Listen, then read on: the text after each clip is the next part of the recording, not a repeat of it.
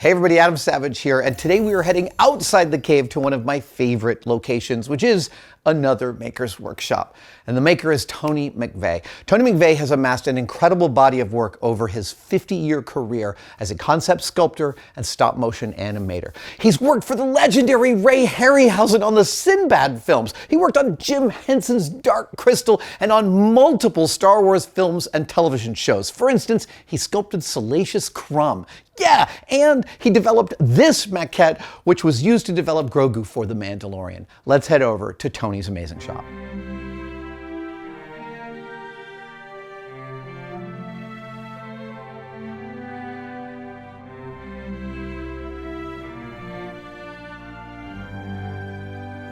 Tony, I know that you are a specialist and that sculpting is your specialty, but I'm noticing as I just immediately took my first glance around the shop that it is also the shop of a generalist.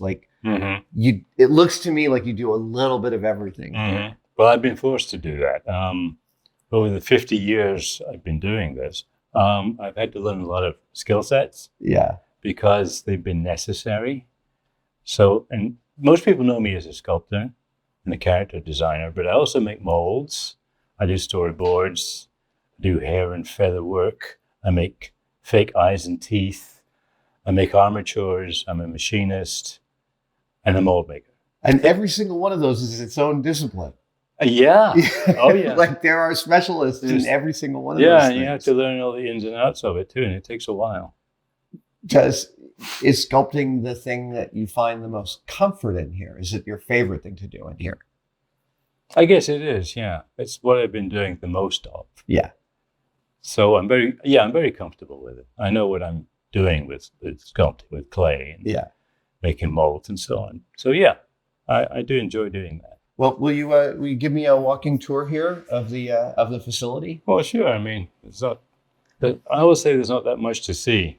But then I'm here every day. Yeah, you are here, and I can see that there are dives. I see a rough machine shop area behind you right now. So the mill and the lathe. This is you do a lot of armature building. I do. Or I used to. Yeah. I don't do so much anymore because I have all the armatures I need now. Oh. So I can just cannibalize. You can tinker toy your armatures. Right. If I need to make a new joint or series of joints, I can do that. But usually I'll just cannibalize from other things. Do you have a big drawer of armature parts? It's not a drawer exactly. But whatever it is, I would like to see it. All right. Oh, lordy. Put stuff out the way. Wow. There you go. That's the rib cage, and these are the shoulder blades, and that's the neck joint. And what else is in here? So you're turning all of these armatures here. Yeah. Oh, look at that. Here's the pelvis and thighs and shins of a T-Rex, I think it is. And you're able to, I've never gotten around to turn, how do you turn I'm never able to drill the holes in my balls. Do you anneal? the ball bearings that create the joint on every armature. These look like they're copper. Those are bronze and the plates are brass. Okay. Yeah. And do you have to anneal the balls in order to be able to drill them? No, they're soft enough to just put in the lathe and drill them. You're getting into it. I'm totally getting into it. There's so much character there. So you would build an armature after you've already sculpted the main form? Usually not. No, I'd build the armature first from a series of drawings that I'd done. So then you find a character. So then you start finding the character while you're building the armature. Yeah, well, like I say, if I have a drawing of it, I know what it's going to look like. I put the character into the drawing. I just have to duplicate that in the clay. So you can draw anything you can sculpt? Pretty much. Amazing. Yeah. Never thought about it that way, but yeah. I once met a musician who said you should be able to sing everything you can play and play everything you can sing, which I always thought was a lovely translation. Yeah. So this is where you come for all your extra armature parts. Yeah, because they're all in here. Cobbling together. Who are these little humanoids? Oh, I got this silly idea a few years back to reproduce a scene from King Kong, but do it with my own interpretation. So I wanted to make a whole bunch of little sailor puppets. Because, the sailors get trapped on that log bridge across Right, the the one chasm. he's turning and they're falling Right. yeah. So I had to make a bunch of sailors. So I had to make these armatures for them. So then am I looking at where he would get a rubber face over here, and that gives him brow animation? And, Right. So certain parts of this were cast in foam latex. Or was it silicone? No, I think it was foam. And the rest of it was build up. So the bodies were just built up out of foam, and then I made sculptures of the clothing, and I made molds of that, and then I cast those in latex too. Wow. Rather But with so cast clothing over foam buildup bodies. Can you talk to me about that foam buildup? Is this part of that same process? Yeah, really basic stuff. Just taking open cell foam I and think I may have some of those over in a box over there. Let's see. Here's one with some of the cladding on it. so I'm just curious what the process is. You're taking open cell foam and contact cement? Okay, and just slowly putting in pieces and then carving away with knives and sanders to get a shape? Well, I don't use sanders. No, this is just upholstery foam. I can't remember where I got that green foam from, but it's a latex, I think. Okay. And I just scissor it into shape. Wow. Yeah. Like the Muppeteers. That's Yeah, very much. amazing. And you can get these, I guess I've got to grab a pair of scissors and some open cell foam because I had no idea the sensitivity you could get from that. Yeah, it's amazing what you can do. It takes forever. Now I'm starting to, some of the details in the walls are starting to come clear. And I'm noticing over here, I had forgotten, Tony, that you made Salacious Crumb. I didn't forget. He's such a beautiful character. Yeah. Can you talk to me about his realization as a character, how he came to be? Well, he was actually intended as a companion for Mon, who was another background character from Jedi, which I also worked on the costume for that guy, which took forever. But he was very much a background character, which is why he has no facial articulation whatsoever. Just the beak. Just the beak. Yeah. And the ears were built over some springy thin wire. Right. So when he moves his head, they bounce around too. So the sort of bonus movement. Yeah, exactly. But he can't blink. He couldn't move his eyeballs around. He can't really do anything except open and close his mouth. So he was intended to be like way back there creating. Yeah. And it wasn't until the crew got to England to shoot the Jabba sequences for the first 10 minutes of the movie that the director decided he wanted to have this guy up front on Jabba's tail and be Jabba's pet. Right. So that's how that came about.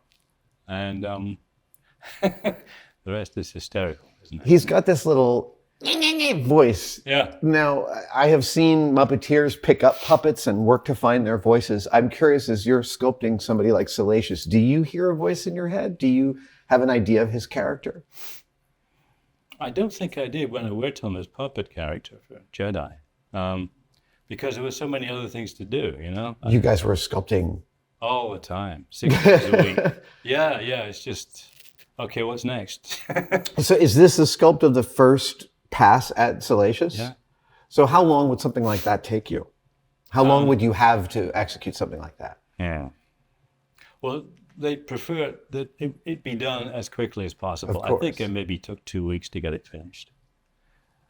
Phil came to me one day and said, we need a puppet for Mon, a little, like a parrot on his pirate's shoulder. So I went home that night and I sketched something and I brought it back the next day and I showed it to him and he said, okay, do that. That's what this is. Amazing. Yeah. What were some of the inspirations for his physical layout? I crossed a parrot with a monkey. That's all it was. That's it. Yeah. That's fantastic. I totally see that. As I'm looking across this expanse, how much of what I can see here is work for hire? How much is personal work? How much is stuff from the deep past? Is a little bit of everything? It's mainly commission stuff. Mainly. Okay. Yeah. It's a little bit of stuff from my past, just because I was interested in things like this old Kong bust. Oh. I made a whole series of busts like this of classic movie characters. That's like the Willis O'Brien sculpt. Yeah. Oh, he's gorgeous. Yeah. Actually, it wasn't Willis O'Brien. It's not. No. He had a model maker called Marcel Delgado, and he did all the build-ups of all these dinosaurs and the apes and little human figures and so on. It wasn't Willis. He was a fine animator, but he couldn't sculpt very well. I did not know that. No. And this is one we've never personally talked about, but you sculpted for Ray Harryhausen. Mm-hmm. You worked on Eye of the Tiger. Eye of the Tiger. Yeah. I saw that in the theater when I was a kid. Yeah, me too. I really remember being in the theater and being like, nothing has ever been like this before. Seeing a Harryhausen film, seeing Jason and the Argonauts, seeing that stuff. What was it like to work for him? It was pressured because there wasn't enough time. This is a theme. Yes. Yes, it's Production wants everything as fast as possible. Uh-huh. They certainly do. Yeah, nothing was different back then than it is right now. I was still working at the Natural History Museum, in the model making and taxidermy department, when I took on this absurd job. In New York? No, it was in London. Oh, at the Museum of Natural History in London. Yeah. Okay. Yeah, because Ray was living in London. Yeah.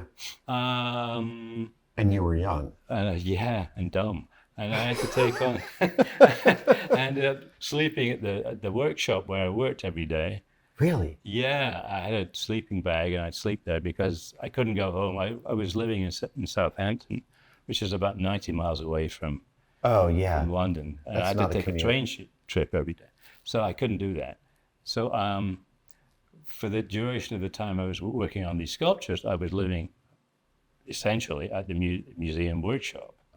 And you've always been really fast at sculpting. Pretty much, yeah.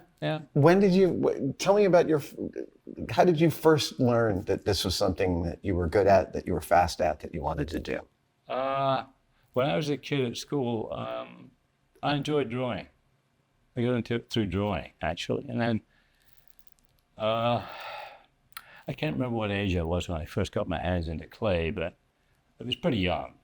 I'd play around with this stuff. And I found I had a sort of facility for it, and I enjoyed doing it. So I just continued. Yeah. And then I had to learn step by step how to make an armature. Because the problem with making clay sculptures is that if you don't make the armature properly, the whole damn thing falls down. so your hobby gets limited very quickly unless you learn this other skill. Yeah, you had to learn how to make armatures and make them sturdy so they'll last through the entire process.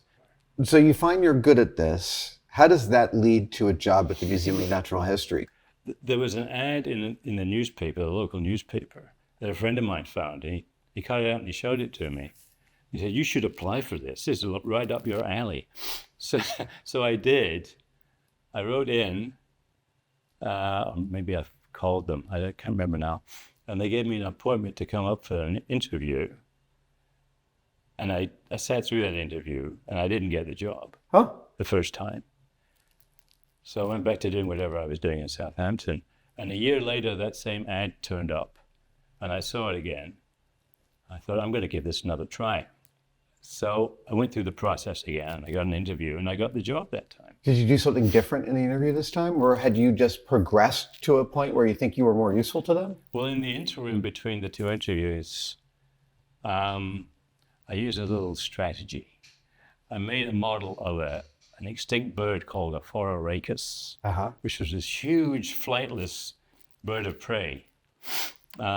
And I made this thing, and I made a casting of it in latex with a wireframe inside of it, and I painted it, and I sent it to the workshop that I was going to have an interview with, because I wanted the guy in charge, a fellow named Arthur Hayward, to remember me.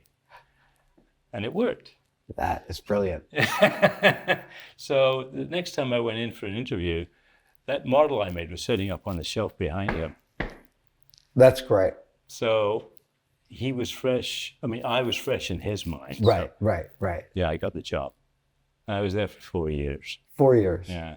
All right, can we move further in? Absolutely. Talk to me about like how this shop lays out. Are there specific areas that you try and localize certain processes you're doing, or does a sculpt sort of end up with a bit of real estate and that it lives there for a while?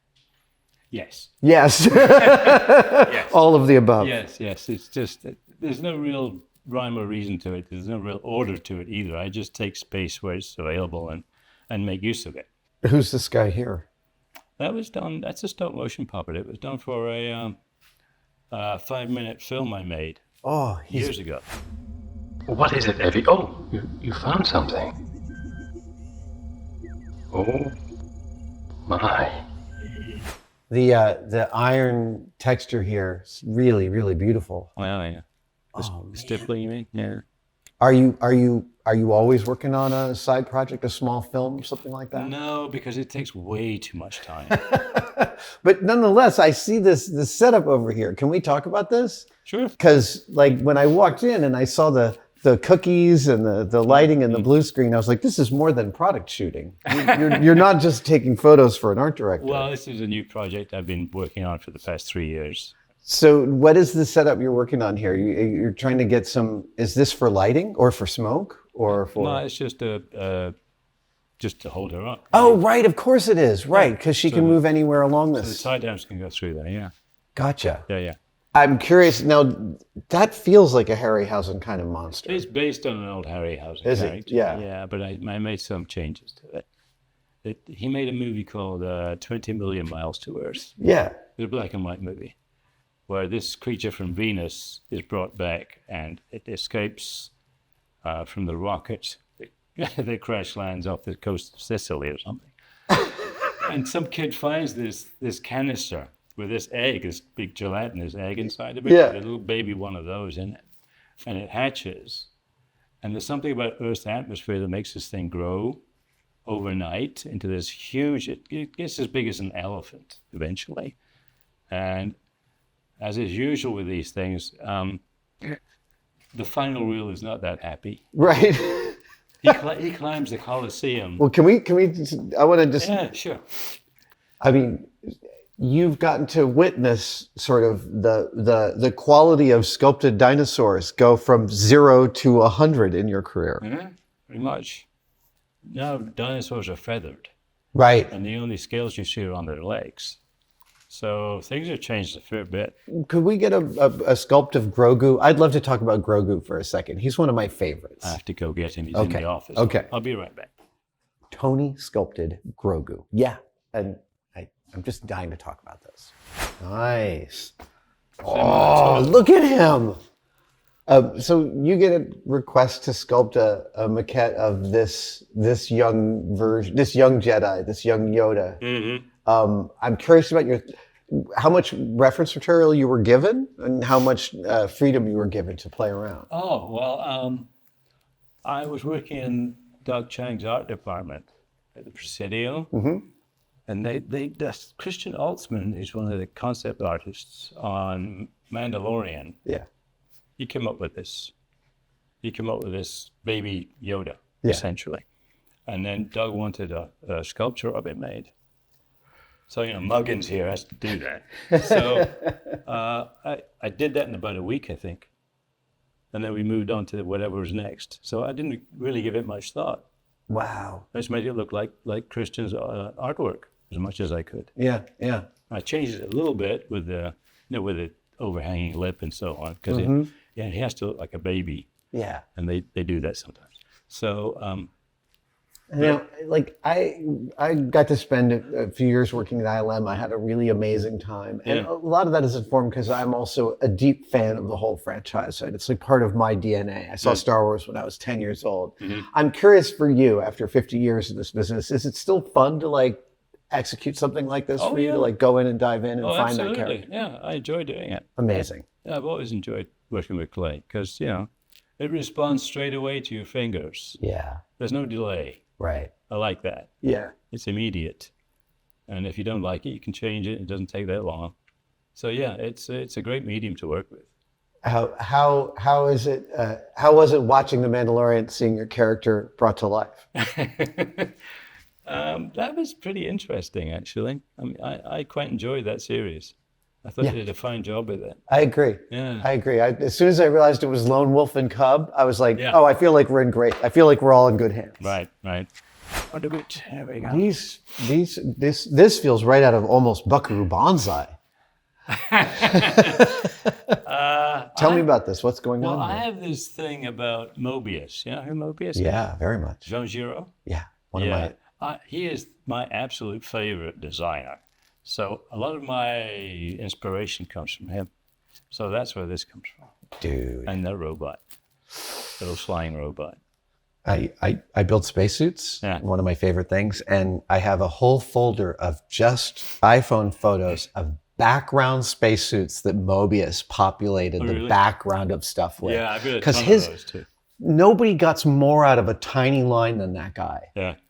Yeah. Right? Like so much. I feel like when I look at Ridley Scott's storyboards, I see Ridley trying to draw like Mobius. I'm not quite achieving it. No, but like who can? It's I know. his line was, He's incredible. it's perfect. Yeah. Yeah. So is this a Mobius inspired or a Mobius vehicle? It's Mobius inspired. Yeah. I designed this thing. It's beautiful. Yeah, it's a little sort of runabout and a hover type of thing. I can totally. It's got these little engines under here that rotate while it's moving. So I would animate that, single frame. So you're thinking this is for a film, for a. Yeah. Same film that the female okay. character comes from. She's driving this thing. She's Oh, flying. man. And like wires, these things neat. deploy. It just sits on that. I could see this landing on Edina. Yeah. Yes. Oh, man. And a smaller version of one of the characters? There's another part of this. I shouldn't forget to put this in here. It goes on. Oh, there we go. There you go. Oh, that totally brings it. Actually, it's so much more Mobius now. Yeah. What is the Stegosaurus doing on your bench? Is he an old sculpt, a new sculpt? He's like maybe, 3-4 years old now. Can we go take a look at him? Yeah, sure. I love his Godzilla spikes. Do they glow when he gets mad? I hope not. These are spectacular. Okay, I see now up close. I was wondering about the mold. These are separate. These are Yes. put in after. Yeah, they'd be an absolute nightmare to try and mold this one. So when you're look Don't mind me taking his head. at this amount of texture up close. Are you doing that with a texture pad? How are you? How? Well, the base is done with a texture pad, but all these little raised lumps, Yeah. all individually placed on there afterwards. So you're sitting there Going crazy, yeah. for a week, 2 weeks. I mean, because it Probably looks a like every single one has been lovingly cared for. I wouldn't say loving. Maybe begrudgingly. Yeah, I just want to get it done at that point. But yeah, once you get into it and there's no distractions, you can just get right through it. Wow. Tony, it's really inspiring being in this space. Well, thank you. As a deep generalist, I appreciate the multidisciplinary approach. It satisfies this ADHD brain because I like bouncing back and forth between lots of different things. Yeah. Tony, thank you so much for this tour. It's Oh, my really pleasure. inspiring. My pleasure. Thank And you. It's great to see you again. You too. Thank you for watching that video. If you're anything like me, you were watching it wondering, Adam, how can I spend more time with my friends in the outdoors under improvisatory and impromptu conditions? And I would counsel you to go to adamsavage.com and buy yourself one of my bedrolls, which will allow you plenty of dry yet comfortable socializing on grass or any other place you find yourself. I've had one of these in the trunk of my car for 25 years. Okay, I haven't been making these for 25 years. It was somebody else's until I made my own. Okay, adamsavage.com. I'll see you there.